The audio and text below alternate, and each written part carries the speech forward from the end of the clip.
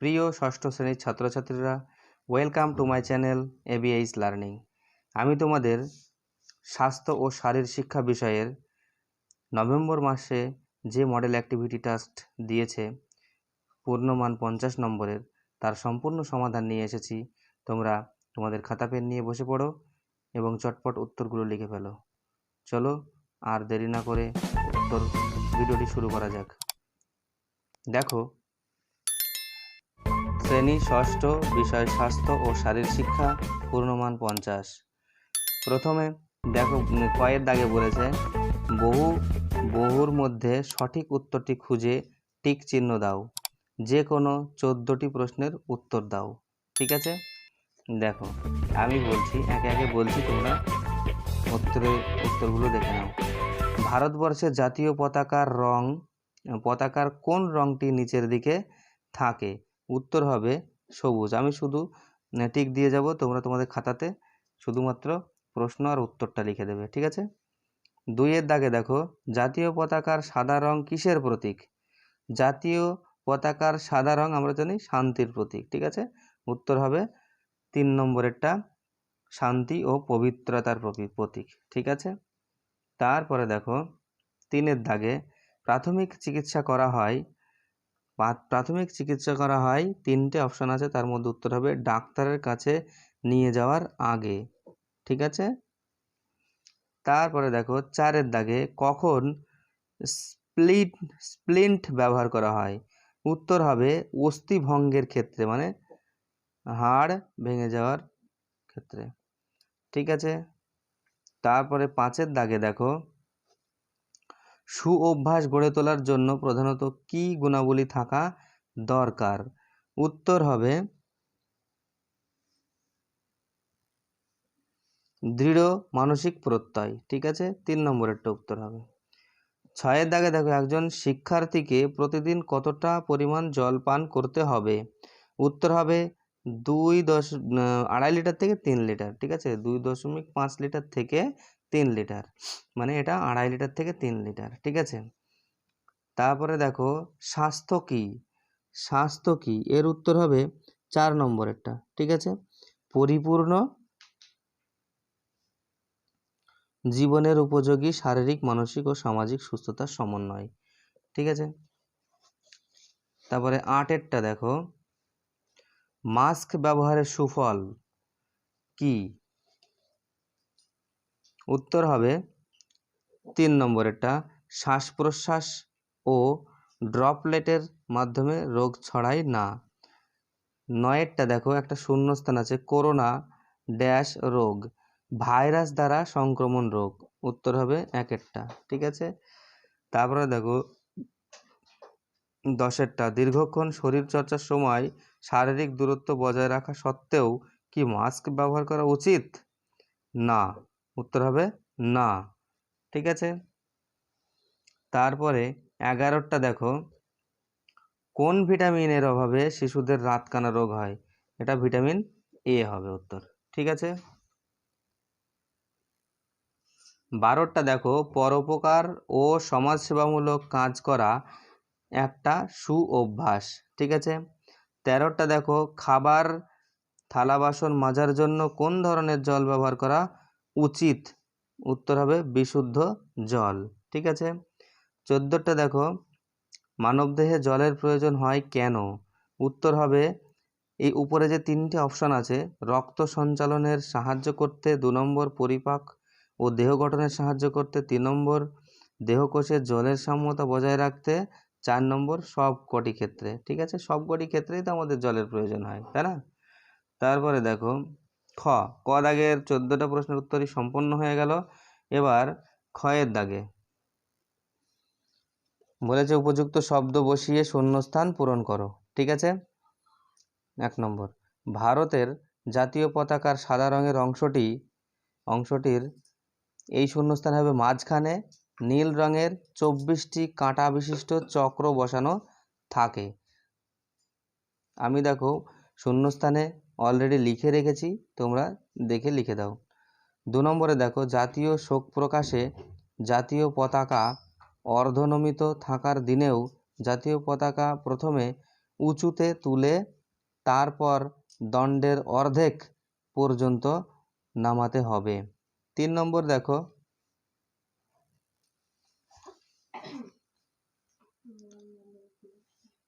আহত ব্যক্তির শ্বাস বন্ধ হওয়ার উপক্রম হলে দ্রুত কৃত্রিম শ্বাসকার্য চালানোর ব্যবস্থা গ্রহণ করতে হবে। 4 নম্বর দেখো, বিদ্যালয়ে প্রাথমিক চিকিৎসার বাক্সে কিছু প্রয়োজনীয় ঔষধ থাকা প্রয়োজন। 5 নম্বর দেখো, স্বাস্থ্য অমূল্য সম্পদ। 6 নম্বর দেখো, মধুমেহ অসংক্রামক ব্যাধি। 7 নম্বর দেখো, বিশুদ্ধ বায়ু বর্ণ ও গন্ধহীন হবে। 8 নম্বর দেখো, এইডস এক প্রকার সংক্রামক রোগ। 9 নম্বর দেখো, রোগ সংক্রামিত হলে আমাদের শরীর দুর্বল হয়ে যায়। তারপর দেখে নাও 10 নম্বর, অসংক্রামক রোগ জিনগতভাবে পূর্বপুরুষ থেকে আসতে পারে। 11 নম্বর দেখে নাও, মানুষ যখন কোনো কিছু শেখে তা বারবার পুনরাবৃত্তি করে বা করার চেষ্টা করে, একেই বলে অভ্যাস। গড়টা দেখো, সারণীর মধ্যে সমতা বিধান করো। এখানে 6টা প্রশ্ন আছে, 6টা মানে এটা মেলাতে হবে, ঠিক আছে। ক নম্বরে দেখো, সবুজ রং। সবুজ রং এখানে কোনটার সাথে মিল আছে? VI, দেখো আমি নাম্বারগুলো বসিয়ে রেখেছি। VI মানে 6 নম্বর। 6 নম্বরে কি আছে? সুজলা সুফলা সমৃদ্ধ ভূমি ও তারুণ্যের প্রতীক, ঠিক আছে। তারপরে খ নম্বরে দেখো, অচৈতন্য ব্যক্তি, এটা 2 নম্বরের সাথে মিল আছে, দ্রুত জ্ঞান ফেরাতে হবে। তারপরে দেখো গ নম্বর, অশোক চক্র, এটা 3 নম্বরের সাথে আছে, অবাধ অগ্রগতির প্রতীক। ঘ নম্বরে দেখো, চিত্রবর্ণরঞ্জিত না ত্রিবর্ণরঞ্জিত, ঠিক আছে, ত্রিবর্ণরঞ্জিত, এটা 7 নম্বরের সাথে ভারতবর্ষের জাতীয় পতাকা। অঙ্গটা দেখো, স্বল্প রক্তপাত হচ্ছে, এটা 1-এর সাথে মিল আছে, ক্ষতস্থান আঙুল দিয়ে চেপে ধরতে হবে। 6 নম্বর দেখো, প্রাথমিক চিকিৎসার পরে রোগীকে 5 নম্বরের সাথে মিল আছে, দ্রুত স্থানান্তরণের ব্যবস্থা করতে হবে, ঠিক আছে। দেখো তোমরা যে ছকটা আমি করেছি, এই ছকটাতে নাম্বারগুলো আমি পরপর বসিয়ে রেখেছি, তোমরা তোমাদের খাতাতে নাম্বারগুলো পরপর বসিয়ে নাও, প্রশ্নের উপরে নাম্বারগুলো বসিয়ে নাও। এবার দেখো, ঘয়ের দাগে নিচের ফাঁকা ছকটি পূরণ করো। এটা পুরোটা ফাঁকা ছিল, আমি লিখে রেখেছি, ঠিক আছে। ইন্দ্রিয়ের যত্ন, ইন্দ্রিয় কি কি? চোখ, ত্বক, আর একটা আছে এখানে দাঁত, ঠিক আছে। এবার দেখো ডান দিকে যে খোপগুলো আছে, ইন্দ্রিয়ের যত্নের নিয়মগুলি বর্ণনা করো। কি করবে মানে চোখ, চোখ দিয়ে আমাদের কি করা উচিত, আর এদিকে দেওয়া আছে কি করা উচিত নয়, মানে কি করবে না, ঠিক আছে। চোখে আমরা কিভাবে যত্ন নেব, এটা আমরা এখানে লিখব। আর চোখ আমাদের যাতে মানে নষ্ট হয়ে যায়, সেইগুলো আমরা কেন মানে করব না আমরা, সেইগুলো লিখতে হবে। দেখো কি করব আমরা, চোখের লিখতে হবে এখানে 1 নম্বরে, ঠান্ডা জল দিয়ে চোখ পরিষ্কার করবে। 2 নম্বর, ধুলোবালি থেকে চোখকে ভালো রাখতে চশমা পরবে। 3 নম্বরে দেখো, ভিটামিন A জাতীয় খাবার খাবো, ঠিক আছে। 3টে দিয়েছি। এদিকে দেখো কি করবে না, চোখ সম্পর্কে আমরা কি করব না, চোখে চুলকাবো না, চোখে চুলকাবো না। 2 নম্বর, বেশি বা কম আলোয় পড়াশোনা করব না।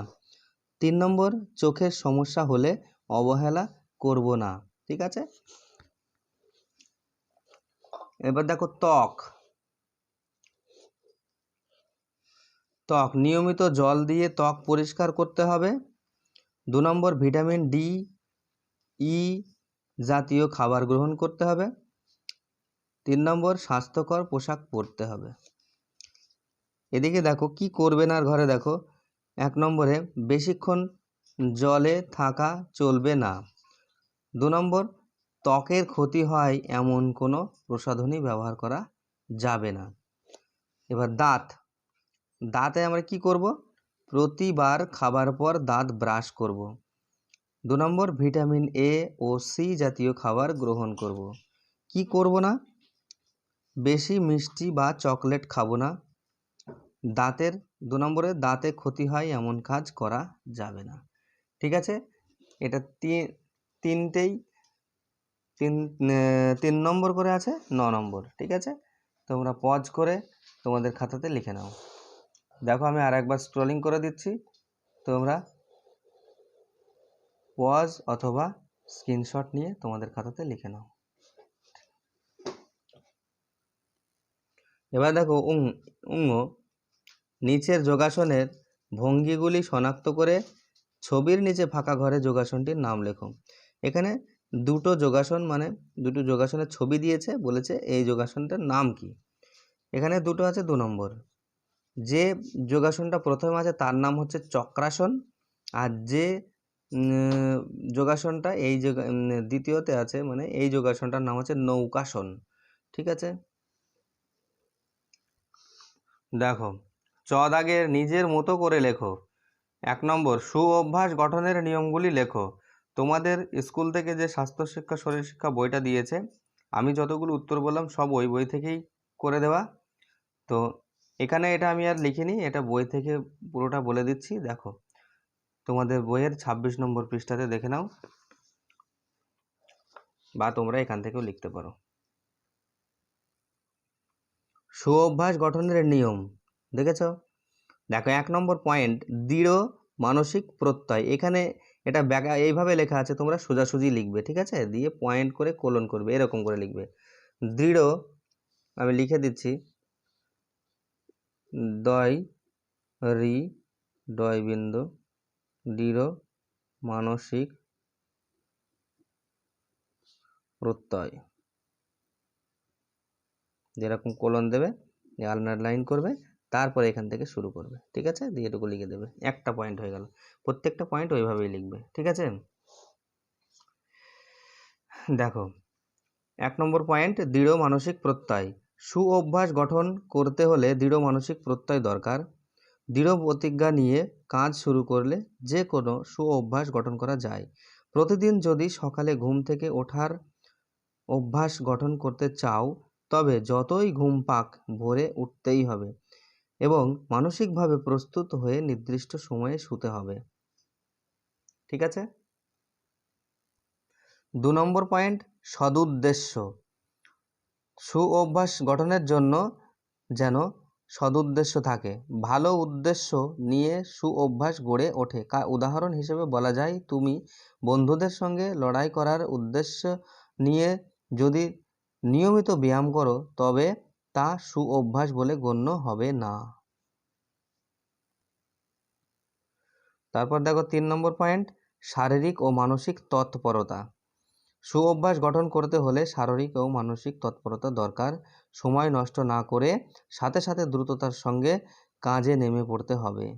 ঠিক আছে, এইটুকু লিখলেও হবে। তারপরে যদি কেউ মনে করো এটুকু লিখে দেবে। তারপর নিয়মিত অভ্যাস 4 নম্বরে। সু অভ্যাস গঠন করতে হলে কাজটা বারবার নিয়মিত করতে হবে। একদিন করে বসে থাকলে সেটি অভ্যাস হবে না।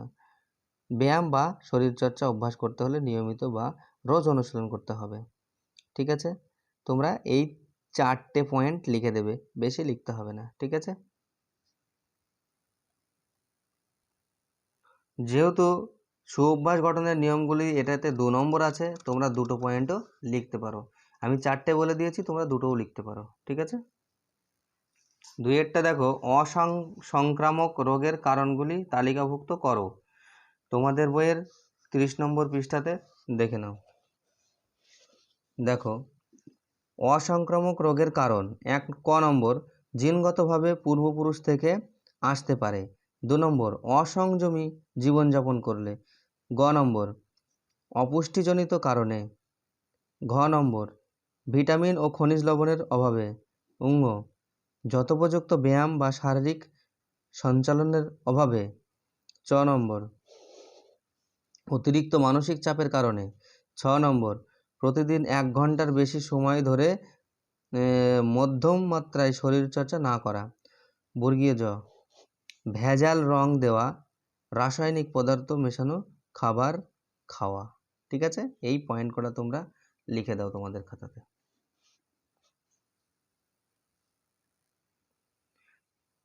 3 নম্বর এটা দেখো, নোভেল করোনা ভাইরাস রোগ প্রতিরোধে আমাদের কি কি পদক্ষেপ গ্রহণ করতে হবে।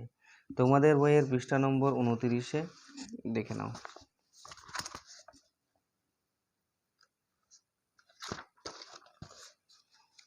দেখো, করোনা নিয়ন্ত্রণে কি করতে হবে। ক নম্বর বারবার হাত ধোয়ার অভ্যাস করতে হবে।